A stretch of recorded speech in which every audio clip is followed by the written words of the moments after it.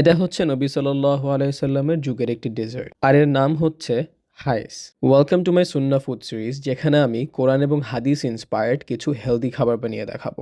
বিভিন্ন হাদিসে হায়েসের বর্ণনা পাওয়া যায় এবং বলা হয়ে থাকে সে সময়ের বিভিন্ন ইভেন্টে ডেজার্ট আইটেম হিসাবে হায়েস পরিবেশন করা হতো। এর কোর ইনগ্রিডিয়েন্টস মাত্র দুটি, খেজুর এবং ছানা। এখনকার ডেজার্ট আইটেমগুলোতে আমরা যেরকম আনহেলদি চিনির ব্যবহার করে থাকি, সে সময় কিন্তু এই ডেজার্টগুলো খেজুরের ন্যাচারাল সুইটনেস থেকেই করা হতো। মূলত খেজুর, ছানা এবং বাটার অথবা ঘি দিয়ে এটি করা হয়। এটি মিক্স করতে হয় এবং পুরো স্মুথ করে ফেলতে হয়। সে সময় হয়তো বিভিন্ন জিনিস দিয়ে এটা করা হতো, কিন্তু আমি এর ক্ষেত্রে ব্লেন্ডার ইউজ করছি। এর টেস্টটা কিন্তু খুবই রিচ এবং ফ্লেভারফুল।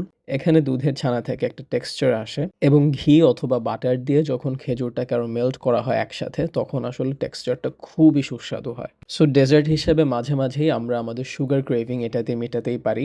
এবং সুন্নাহ ফুড সিরিজের বাকি এপিসোডগুলো এর পিন্ড কমেন্টে দেওয়া থাকবে।